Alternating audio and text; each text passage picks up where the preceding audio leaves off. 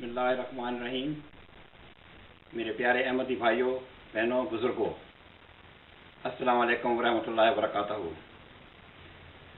حضرت مسیح موعود السلام نے ایک کتاب تصنیف کی جس کا نام سر الخلافہ ہے.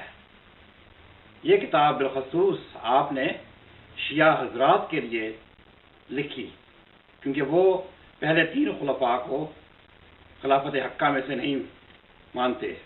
وہ سمجھتے ہیں کہ حضرت علی ہی حقیقی رسول اللہ صلی اللہ علیہ وسلم کے جانشین تھے اور ان کو ہونا چاہیے تھا. یہ کتاب جو کہ عربی میں لکھی گئی ہے، اس کا ہماری جماعت نے نہ اردو میں ترجمہ کیا ہے نہ انگریزی میں ترجمہ کیا ہے. تو اکثر احمدی جس طرح دوسری کتابوں کے کنٹینٹ سے بے خبر ہیں، اسی طرح اس کتاب میں کیا لکھا ہے اس کے کنٹینٹ سے بھی ہماری زیادہ واقفیت نہیں ہے. ہمیں تو یہ جو مربی بتا دیتے ہیں ہم اس پہ یقین کر لیتے ہیں. لیکن اس کتاب میں حضرت مسیح موعود علیہ السلام نے حضرت ابوبکر صدیق رضی اللہ عنہ کی خلافت کو ایک مثالی خلافت بتایا ہے، اور پوری کتاب میں آپ نے حضرت ابوبکر صدیق رضی اللہ عنہ کی شان میں وہ تعریف بیان کی ہے جو آج تک ہمارے سامنے نہیں آئی. اس میں یہ بتایا گیا ہے کہ حضرت ابوبکر صدیق رضی اللہ عنہ وہی واحد شخص تھے اس وقت جن میں تمام وہ صفات جو کہ نبی اور رسول میں ہونی چاہیے وہ تھیں. اس لیے وہ اس خلافت کے مستحق قرار دیے اور سب مسلمانوں نے متفقہ طور پر ان کو اپنا خلیفہ گردانا. اس کتاب میں ایک اور بات بھی بڑی اہم لکھی گئی ہے، وہ یہ ہے کہ خلافت کبھی موروثی نہیں ہوتی. جس طرح شیعہ حضرات کا یہ خیال ہے کہ حضرت محمد صلی اللہ علیہ وسلم کے بعد ان کے جانشین ہونے کے حقدار صرف اور صرف حضرت علی تھے اور آئندہ خلافت اسی خاندان میں چلنی تھی. اس کے بارے میں آپ نے فرمایا ہے کہ خلافت کبھی بھی موروثی نہیں ہوتی، کبھی بھی ایک خاندان میں نہیں چلتی، کبھی بھی باپ کے بعد بیٹا خلیفہ نہیں ہو سکتا. یہ ہمارے سامنے بات کھول کر بیان کر دی گئی ہے. ہمارے سامنے حضرت علی کے بعد حضرت امام حسن آئے تو ان کو بھی 6 ماہ کے بعد خلافت سے استعفیٰ دینا پڑا، اس لیے کہ حضرت امیر معاویہ نے ان کو کچھ رقم دے کر خلافت سے علیحدہ کر دیا تھا. اسی طرح حضرت معاویہ نے آ کے جب یزید کو چلایا تو یزیدی خلافت تو ہمارے لیے عالم اسلام میں ایک بدترین خلافت ثابت ہوئی. تو اس میں نقطہ معرفت یہ ہے کہ خلافت کبھی بھی موروثی نہیں ہوا کرتی، کبھی بھی باپ کے بعد بیٹا خلیفہ نہیں بنتا، ورنہ یہ خلافت ایک وراثت اختیار کر لیتی ہے، ایک آمر حکمرانیت کی حیثیت اختیار کر لیتی ہے. لہذا وہ خلافت جو خاندان میں چلے، جو باپ کے بعد بیٹے کو خلافت جائے، وہ کبھی بھی خلافت حقہ نہیں ہو سکتی. یہ خلافت ہماری جماعت میں دیکھی گئی ہے. مرزا محمود نے بہت ہیل و حجت سے اپنے بیٹے کو خلیفہ بنوایا اور بار بار یہ خطبات دیتے رہے کہ میں بھی حضرت عمر کی طرح یہی سمجھتا ہوں کہ باپ کے بعد بیٹا خلیفہ نہیں ہونا چاہیے، یہ میرا اعتقاد ہے. لیکن ہم دیکھتے ہیں کہ ان کی خلافت جو نام نہاد خلافت ہے وہ ان کے بیٹے کو چلی گئی. میں نے اپنی پچھلی ویڈیو آیت استخلاف میں آپ لوگوں سے یہ پوچھا تھا کہ خلفائے راشدین میں سے کسی نے آیت استخلاف کے تحت مصداق ہونے کا دعویٰ کیا؟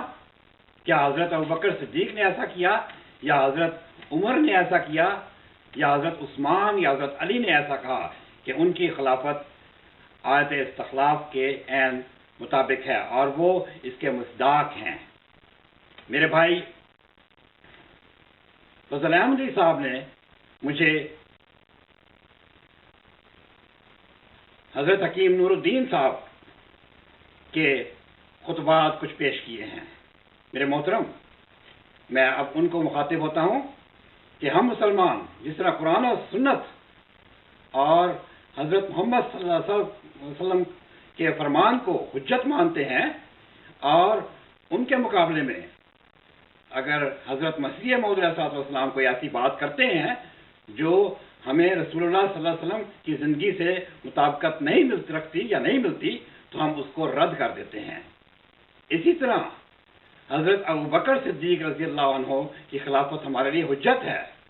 اگر انہوں نے اس بارے میں کچھ بات کی ہوگی تو ہم ضرور منوان مانیں گے، لیکن ہمارے لیے یہ حجت نہیں ہے کہ اگر حضرت حکیم نور الدین کوئی ایسی بات کریں جس کی مطابقت ہمیں خلفائے راشدین میں سے نہ ملے، تو ہم حکیم نور الدین کا وہ بیان بڑی آسانی سے رد کر سکتے ہیں۔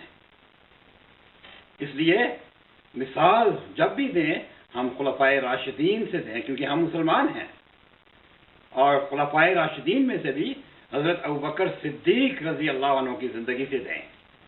اگر ان کے پاس آج بھی کوئی حضرت ابوبکر صدیق کا ایسا خطبہ ہے یا ایسا بیان ہے جس میں انہوں نے یہ فرمایا کہ میری خلافت آیت استخلاف کے عین مطابق ہے اور میں ہی اس کا مصداق ہوں، تو ہم سب ان کی یہ بات مان لیں گے۔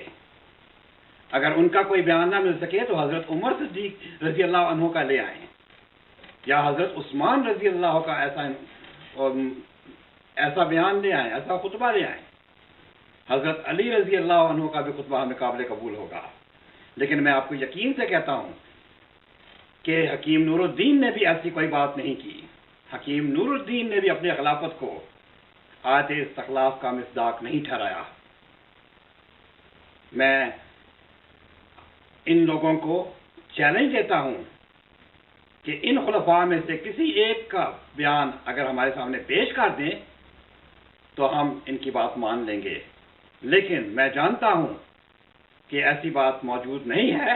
کسی خلیفے نے جو کہ لوگوں کے بنائے ہوئے خلیفے تھے، انہوں نے کبھی یہ ایسا بیان نہیں دیا سوائے مرزا محمود اور اس کے بعد میں آنے والوں کے۔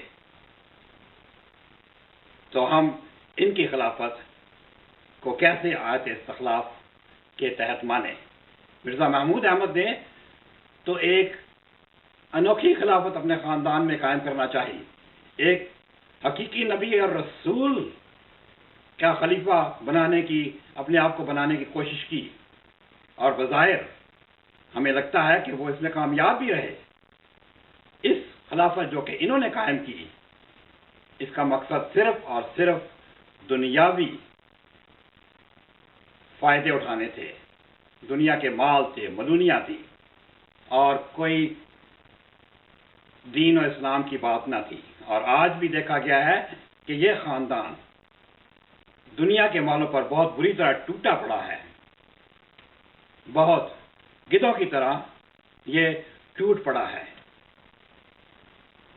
مذہب کا نام استعمال کیا جا رہا ہے اور لوگوں کی جیبوں کی صفائی کی جا رہی ہے، دنیا کے فائدے، دنیا کی لذتیں پوری طرح یہ لوٹ رہے ہیں۔